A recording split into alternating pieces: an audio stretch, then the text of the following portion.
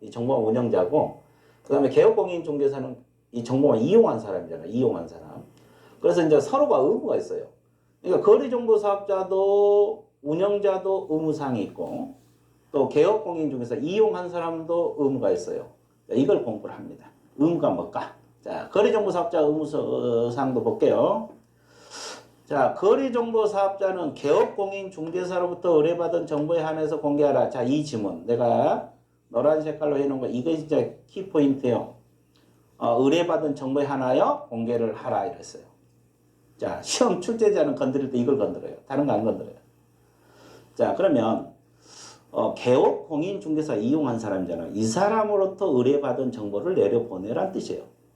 그럼 이제 시험에 여기서 의뢰인으로부터 의뢰받은 정보를 내려보낸다, 공개한다, 그러면 틀려버려요. 의뢰인이 아니라 개업공인중개사. 그러니까 이 정보사업자는 정보망을 운영할 때 개업공인중개사로부터 정보를 올려받고 개업공인중개사에게 정보를 내려보내요. 의뢰인으로부터 올려받고 의뢰인에게 정보를 내려보는 게 아니라 개업공인중개사로부터 올려받고 개업공인중개사에게 정보를 내려보낸다는 것이지. 그래서 이제 근데 이제 여기서 의뢰인으로부터 의뢰받는다. 그럼 문장을 보면 비슷해요. 그럴듯하거든요. 그러니까 맨날 속아 넘어가죠. 그렇게 이런 걸 주의 깊게 공부를 해주시고, 또 의뢰받은 내용과 다르게 공개하지 말라. 이 말은 무슨 말이냐면, 자, 면적을 100제곱미터로 올렸거든요. 개공이. 저 집 면적은, 아파트 면적은 100제곱미터다. 이렇게 올렸는데, 뭐 거래정보사업자가 그걸 받아가지고 뭐 150으로 수정해서 내려보낸달지, 또 반대로 뭐 80으로 이렇게 수정해서 내려보는데, 그렇게 다르게 올려받은 거 다르게 공개하지 말라는 거고, 또 하나 차별적으로 개공에 따라 차별적으로 공개하지 말라. 또 이 지문 있죠. 차별적으로 공개하지 말라는 건 상식적으로 뭡니까요? 개공 차별하지 말라는 거예요. 그러니까 서울에서 근무하는 개업공인중개사에게는 뭐 정보를 많이 주고, 뭐 저기 지방에 있는 개업공인중개사에게는 정보를 적게 주면 안 된다 이 말이에요. 왜? 공평해야 되잖아요. 자기 다 회원들인데, 또 회비도 또 공평하게 받는데. 그래서 이걸 차별적으로 공부해라. 그래서 거래정보사업자 의무는 개업공인중개사로부터 올라온 정보를 공개하라는 거고, 또 의뢰받는 것과 다르게 공개하지 말라는 거고, 개업공인중개사에 따라서 차별적으로 공개하지 말라. 이 세 가지로 압축을 합니다. 압축이 됩니다. 근데 이걸 위반했을 때 이 거래정보사업자는 지정이 취소될 수 있어요. 이 지정 취소는 취소된다가 아니라 될 수 있다. 재량입니다. 그리고 1년 이하의 징역, 1천만 원 이하 벌금 사유가 들어갑니다. 그래서 지정이 취소될 수도 있고 징역, 벌금 들어갈 수도 있습니다. 그래서 이제 여러분들이 개업공인중개사로부터 의뢰받는 거 다르게 차별 공개하지 말라. 이거 위반했을 때는 지정 취소 사유도 되고 1년 이하 징역, 1천만 원 이하 벌금 사유도 된다는 거 명확하게 정리를 해 두시면 되겠습니다. 자, 그 다음에 개업공인중개사. 이 개공이 뭡니까? 의무. 이 사람은 이용자죠. 정보망을 이용한 사람인데, 그러면 어떤 의무가 있냐? 개업공인중개사는 정보망에 중개된 정보를 공개, 즉 거짓으로 공개하면 안 된다. 그러니까 개공이 정보사업자에게 정보를 올려보낼 때 면적을 수정해서 올리지 말라. 거짓으로 공개하지 말라 이 말입니다. 또 거래가 끝났을 때, 완성될 때는 지체 없이 거래 끝났다는 사실, 즉 거래사업 정보사업자에게 통보를 해줘야 돼요. 거래가 끝났다고 통보해줘야 돼요. 자, 우리가 여러분 네이버 부동산 간혹가다 들어가면 거래 완료라고 찍혀 나올 거예요. 요즘 과거에는 그렇지 않았거든요. 요즘은 거래 완료됐다고 찍혀 나와요. 한 번씩 들어가 보세요. 네이버 부동산 가면 이 아파트는 뭐 8억에 거래됐다, 거래 완료, 매달 며칠 날 완료 이렇게 찍혀 나와요. 근데 과거에는 그런 게 없었어요. 없다 보니까 어떻게 해요? 그 매물 딱 올려놓은 거 보고 의뢰인들이 찾아가서 이 매물 보고 내가 왔다, 이 중개업소를 찾아왔다 그러니까 그 매물 없다고 이야기해요. 또 거짓말로 올려놓을 수도 있고, 미끼 매물이라 하죠. 뭐 싸게, 원래 뭐 8억짜리를 한 7억에 올려놓고 싼 거 보고 이제 의뢰인들이 찾아오잖아요. 그럼 나가버리더래요. 나가기는 뭘 나가요. 그죠? 미끼 매물 올려놓고 그런 경우도 많았어요. 그래서 이렇게 이 거래가 끝났는데도 거래가 지워지지 않고 정보망에 이렇게 둥둥 떠다니게 되면 의뢰인들이 혼란스러워요. 매물도 없는 걸 갖다, 거래가 이미 끝난 걸 또 그 매물 보고 올 수도 있고. 그러니까 거래 끝났다는 사실을 지체 없이 통보를 해줘야 돼요. 이걸 위반했다. 그러니까 거짓을 공개하거나 거래 끝났다는 사실을 통보하지 않으면 6개월 이하 업무정지 처분을 받을 수가 있습니다. 업무정지도 재량입니다. 업무정지. 업무정지는 별도 말이 없더라도 최대가 6개월이라는 거 여러분들이 알고 있으면 되겠습니다. 자, 그래서 거래정보사업자 의무, 개업공인중개사 의무 간략하게 정리를 해봤습니다. 자, 그 다음에 이제 6장 파트가 있잖아요. 이 파트도 상당히 이제 중요 파트 중에 하나거든요. 이 개업공인중개사 등 의무와 책임. 등이란 말은 이제 뭐 소공, 보조원, 뭐 이분들도 다 들어간 개념이죠. 임원, 사원도 들어간 개념이고, 우리가 이제 중개업소 사장만 의무가 있는 게 아니라 뭐 소속 공인중개사나 보조원도 이렇게 의무 사항들이 있을 수 있어요. 그래서 이걸 공부를 할 건데, 이 파트도 내용이 많아요. 그래서 이제 뭐 시험이 많이 나오겠죠. 그래서 총설 파트에서 몇 가지 정리하면 우리가 의무를 분류할 때 자기 의무하고 부자기 의무 이렇게 분류가 됩니다. 어디서? 부자기 의무. 이제 자기 의무란 것은 해야 할 의무. 근데 우리가 처음 법을 공부하신 분은 자기, 부자기 개념을 모르신 분이 있어요. 자기란 말은 어떤 행위를 하는 걸 말해요. 그럼 부자기는 뭐예요? 어떤 행위를 하지 않는 거. 자, 어떤 행위를 해야 할 의무가 자기, 어떤 행위를 하지 말아야 할 의무가 부자기. 그럼 우리 과목에서 자기 의무가 뭐냐? 우리가 이제 매수인에게 소재지 면적 설명을 해줘야 되거든요. 이건 하라. 또 거래계약서, 계약 끝나면 거래계약서 쓰라. 해야, 안 하면 처벌받아요. 자기 의무 위반하면 처벌받아. 마음대로 보여. 부자기 의무는 하지 마라. 하지 말아야 할 의무를 말해요. 그럼 우리 과목에서는 크게 분류하면 해야 할 의무하고 하지 말아야 할 의무 크게 두 가지로 분류돼요. 어떤 건 하라. 안 하면 처벌. 어떤 건 하지 말라. 하면 처벌. 그럼 부자기 의무가 뭐냐? 조금 이따 배워요. 금지행위. 금지. 하지 말라는 거. 이게 직접 거래 쌍방대리 하지 말라. 이런 금지행위. 이런 행위, 금지행위가 있는데 이런 것은 하지 말아야 할 의무고, 이것은 부자기 의무 이렇게 해요. 해야 할 의무가 자기, 하지 말아야 할 것이 부자기, 이렇게 공부를 하게 됩니다. 그 다음에 또 하나, 의무를 분류할 때 공의무하고 사의무 이렇게도 분류합니다. 공의무 또는 사의무 이렇게도 분류가 되는데, 공의무하고 사의무 이렇게도 분류가 돼요. 공의무는 자, 개업공인중개사가 행정청에 부담하는 의무다. 개업공인중개사가 관청에 부담하는 의무다. 그럼 우리가 이제 앞에서도 조금 배웠습니다만은 사무소 이전하면 사무소 이전 신고하라 그랬어요. 그러면 등록관청이 하는 거잖아요. 개업공인중개사 등록관청이. 그 다음에 또 휴업하거나 폐업을 하면 휴업신고, 폐업신고를 하라 그랬어요. 이것도 등록관청이 하는 거예요. 이게 개업공인중개사가 시장군수 구청장이 하는 거잖아요. 이걸 공의무란 말을 써요. 공의무. 그럼 사의무는 뭐냐? 개업공인중개사가 의뢰인에게 부담하는 의무다. 개업공인중개사가 의뢰인에게 부담하는 의무다. 이게 개인과 개인과는 의무입니다. 그러면 개업공인중개사가 매도 의뢰인, 임대 의뢰인에게 거래가 끝나면, 그죠? 계약서 써줘야 되잖아요. 그죠? 그럼 계약서는 의뢰인들에게 써준 거잖아요. 거래 당사자에게. 그러니까 사의무가 되는 거지. 사의무. 이해됐습니까? 또 확인 설명 의무도 마찬가지. 이것도 사의무예요. 개업공인중개사 의뢰인, 취득 의뢰인이 하는 거거든요. 그러면 확인 설명 의무하고 거래계약서 작성 같은 경우는 자기 의무면서 자기 해야 할 의무면서 사의무가 되는 거지. 해야 할 의무면서 사의무가 되는 거고, 휴폐업 신고를 할 때 사무소 이전 신고는 자기 의무이면서 공의무가 되는 겁니다. 그래서 이렇게 의무를 분류했을 때 자기, 부자기, 공의무, 사의무 이렇게도 분류한다는 거. 그리고 공의무는 뭐고 사의무는 뭐냐, 이런 것도 한번 짚어둘 필요가 있다. 자, 이렇게 해서 총설 파트 정리했습니다. 그 다음에 이제 의무 파트에서 또 공부할 것이 개업공인중개사 기본 윤리 파트가 있어요. 기본 윤리 규정. 의무 중에서도 이제 가장 기본이죠. 기본 윤리.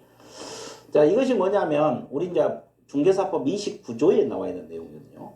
개업공인중개사 소공은 전문 직업인으로서 품위를 유지하라. 그리고 신의 성실로서 공정하게 중개하라. 이것은 품위 유지하라. 뭐 어떻게 품위 유지하라. 구체적인 내용은 없어요. 그러니까 이것은 좀 포괄적인 선언적 규정인데, 그래서 품위 유지하고 신의 성실로 공정하게 중개 관련하라. 이것도 우리 법에 나온 의무입니다. 근데 여기서 그래서 뭐 그런 내용 가지고 문제 낼 건 없어요. 그럼 여기서 딱 알아야 될 것이 하나예요. 공부할 것은 뭐냐? 이겁니다. 자, 품위 유지 신의 성실 공정 중개 의무는 개공하고 소속 공인 중개사가 부담할 의무다. 이걸 알고 있습니다. 누가 부담하느냐?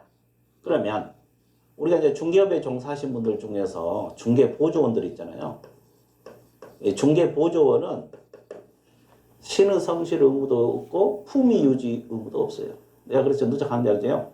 뭐 이 자격증 취득하면 이제 취업하면 소공이 되잖아요.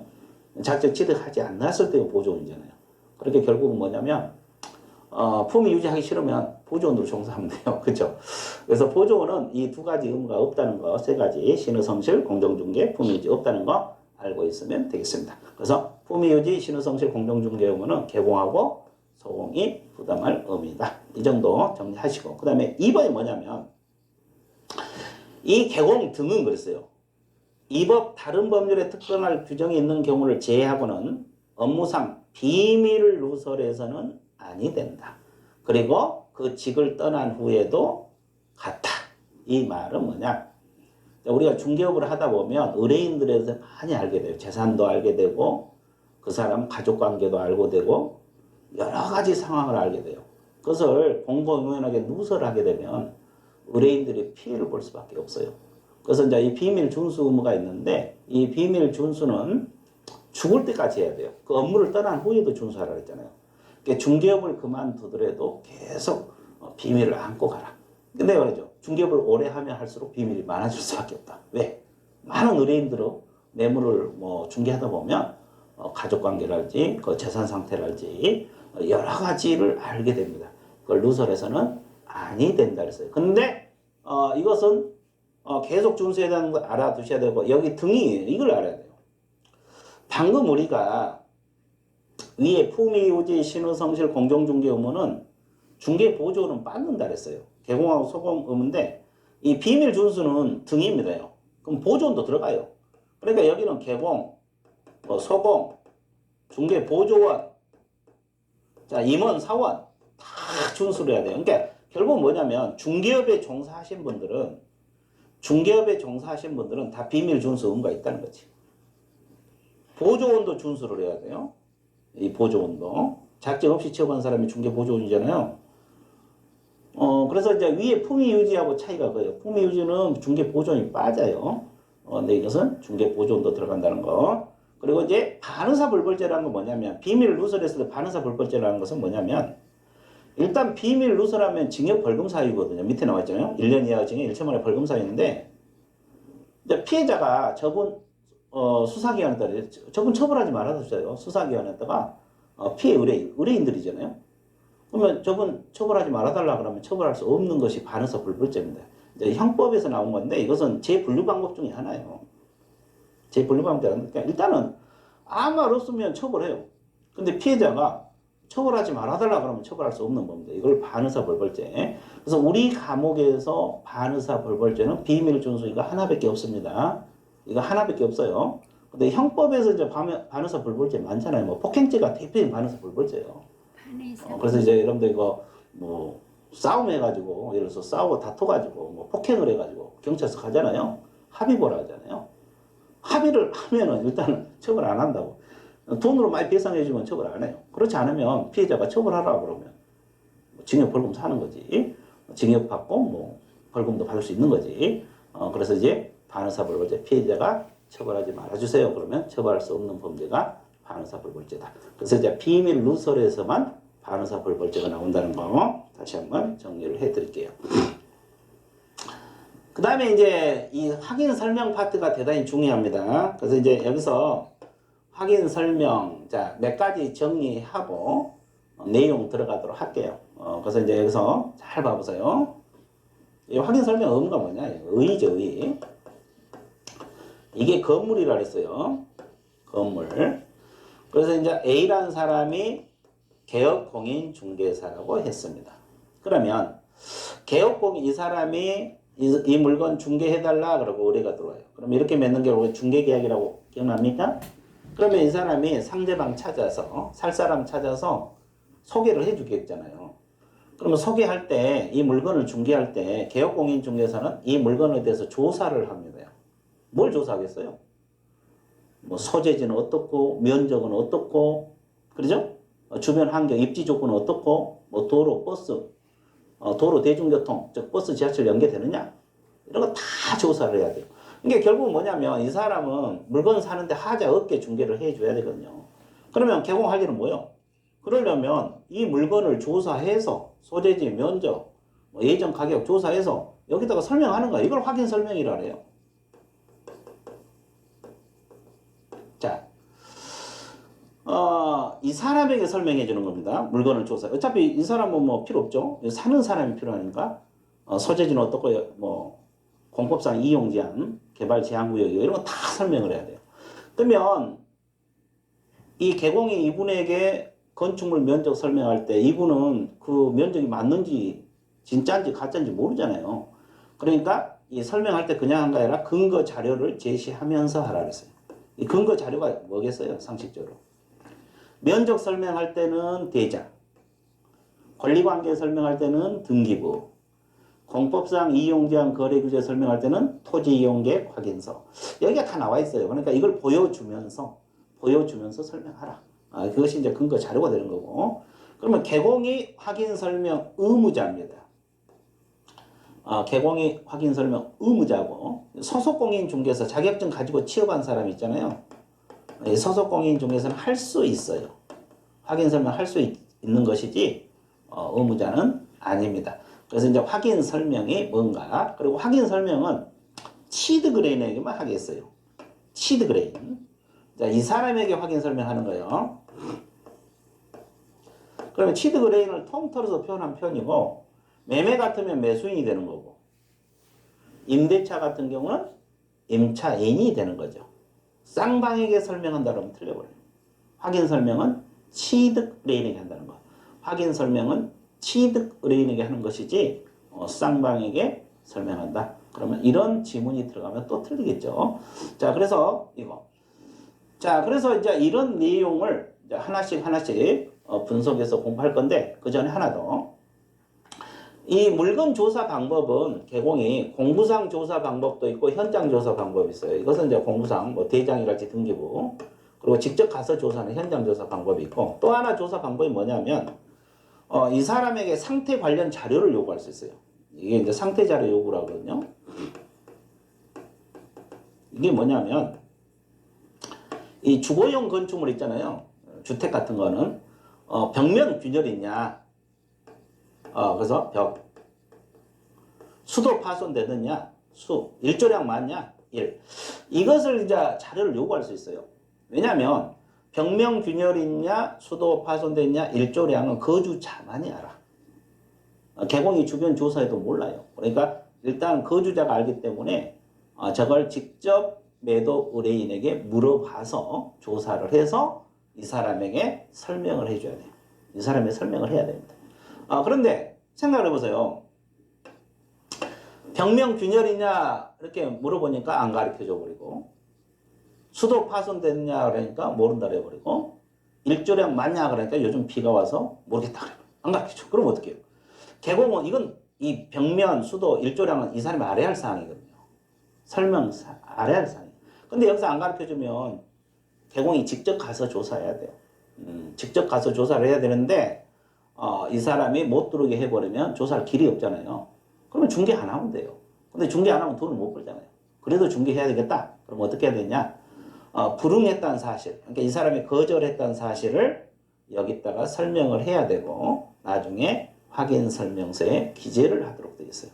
확인 설명서에 나중에 기재를 하도록 되어 있어요.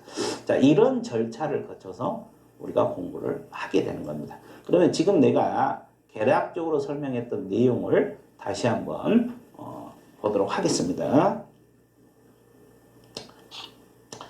자, 3번 이제 상태에 관한 자료 요구 아까 이야기했죠.